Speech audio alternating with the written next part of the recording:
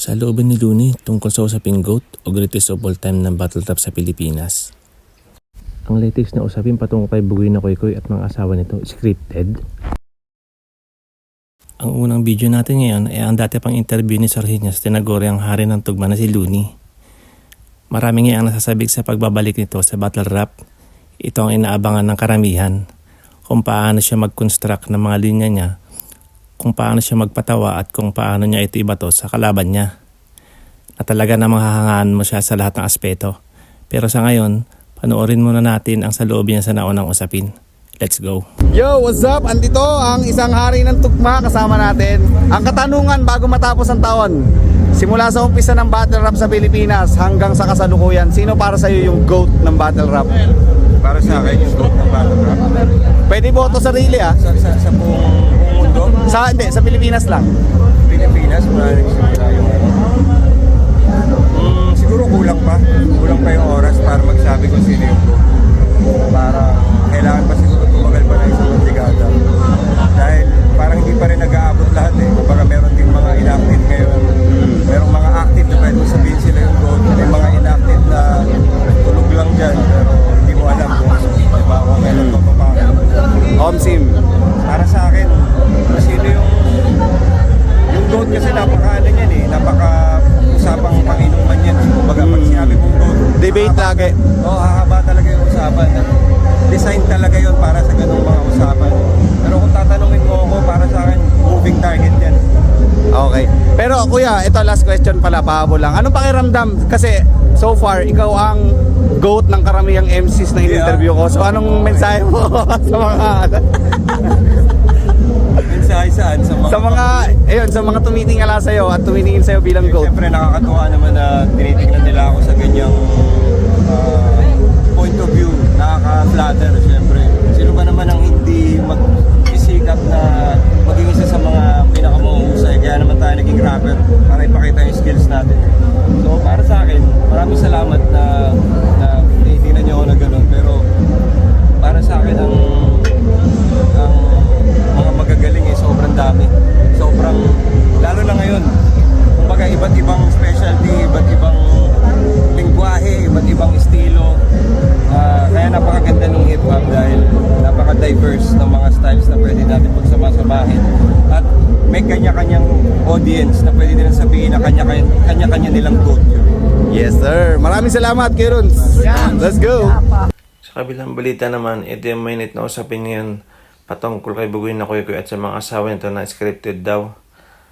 Ayon sa interview ni Makagago Wasap Men, nakausap nito ang mismong kapatid nila Bruha na siyang nagkumpirma na scripted niya daw ang lahat at for the content lang ito. Dito rin nalaman na nakumpirma ni Makagago na magkakapatid pala ang tatlong unang nabanggit na mga asawa ni Bugoy. Itong actual na panoorin natin. So what's up sa mga kahombre ko dyan? Makagago, what's up man na naman niya pala to. At ito mga kahombre ko. Today, kasi actually, kasama po natin si Mr. RB Gurango, okay? Ito pong tao na ito, may gustong sabihin sa atin ukol sa kanyang kapatid na sila Bruha. Nito pong nakaraang mga araw, nagdaang linggo, wala nang ginawang mabuti si Bugoy na Koykoy, kundi ang magpapansin sa akin. Ngayon, luckily, I am happy sa isang banda kasi finally, mabibigyan na po ng light ang mga katanungan ng mga tao tungkol talaga sa katangian at sa totoong sitwasyon ng mga kinakasama ni Bugoy na Koykoy. Naalala ko pa, sabi ni Bugoy na Koykoy, kasi siya din yon. Hindi po yan fake page. That's him. Sinasabi niya pa na hindi daw interesting ang buhay ko. Kaya ngayon, ang ginagawan ko ng content o gumagamit ako ng mga tao para lang panuurin ako ng mga tao. Pero ang mahalaga, Bugoy, hindi ako fake or hindi ako lalong-lalo na scripted. Ngayon, matutunghayan po natin ang totoong storya between Bugoy na Koykoy and his three wives na pinapalabas niya allegedly. So, Mr. RB Gurango, ikaw ay... Good afternoon. Good day, no? Ngayon, ikaw ba ay kapatid nila Bruha? Yes. Ako yung Okay. kapatid niya sa ina. Kapatid ka niya sa ina. Okay. Meron kang nasabi sa akin before sa katangian nung dalawa pang babae na pinapakita niya sa social media. Tama? Kaya ako nandito ngayon, bakit tayo magkausap ngayon na Boss MG? Gusto ko lang din tumayo at syempre may pagtanggol yung kapatid ko na dahil marami nagsasabi na, bakit ganun? 3 yung asawa, bakit puro magkakapatid? Teka, may question ako sa'yo. What do you mean by magkakapatid? Hindi alam ng mga tao to. Paano? Magkakapatid Opo, ba yung tatlong yon? Kapatid mo sila? Sila bruha. Eh, yung dalawa Saka pa?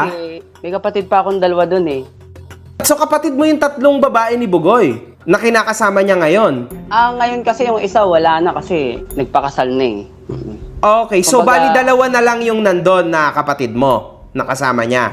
Dalawa na lang. So bali dalawa yung kapatid mo na girlfriend ni Bugoy ngayon. Sila Bruha tsaka yung isa. Yes. Anong gusto mo sabihin? Na nababastos kayo? Anong nangyayari? Sa akin lang, medyo dahil yung sa side namin, walang nagsasalita, walang Tama. nagpapaliwanag, walang sumasagot.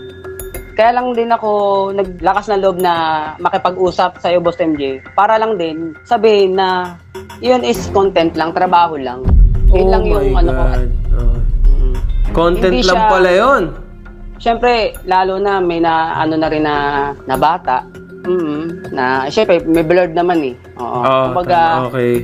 medyo parang personal na buhay na kasi yung inuungkat. O parang yun na yung parang binubuksan. Sana hindi gano'n kasi syempre may nakakapanood na family ko. Kasi hindi naman lahat ng tao, alam naman natin, Boss MG, na hindi lahat nakakaintindi. Ganito nga yan, boss, no? Tulad ng in-explain ko sa'yo before, unfortunately, ayan yung ginagawa nila. So, in every action, there will be a reaction. Kasi everything is online. Ipinablish nila eh. So, unfortunately, maraming mga tao ang makakapaghalukay sa naging past, kunwari, nila Bruha in this case, na meron siya palang asawa back in the day, na meron siya palang anak.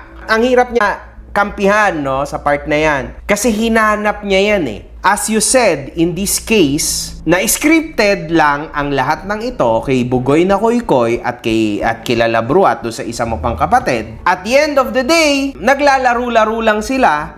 Kaso lang, ang larong ito po ay dangerous. Mahuhukay at mahuhukay ang past mo. Sabi nga nila, makipaglaro ka na sa lahat, pero wag ka lang makipaglaro sa social media. Kasi sa social media, wala kang maitatago. Question ko lang sa'yo, boss, ha? Nasabi mo na content lang ito ni Bugoy at ng mga kapatid mo, tama, na ginagamit niya. Kumikita ba yung mga kapatid mo at least dito sa part na ito? Nakakatulong ba sila sa pamilya nyo? Ano ba nangyayari? Sa totoo lang, Boss MG, wala na akong na ano doon na kanyang ginagawa or kita. Kasi parang hindi ko masasabing hindi kami close, pero hindi ako nakikialam at ganun din siya sa akin. Pumunta ka dito dahil nasasaktan ang iyong pamilya. Pamilya.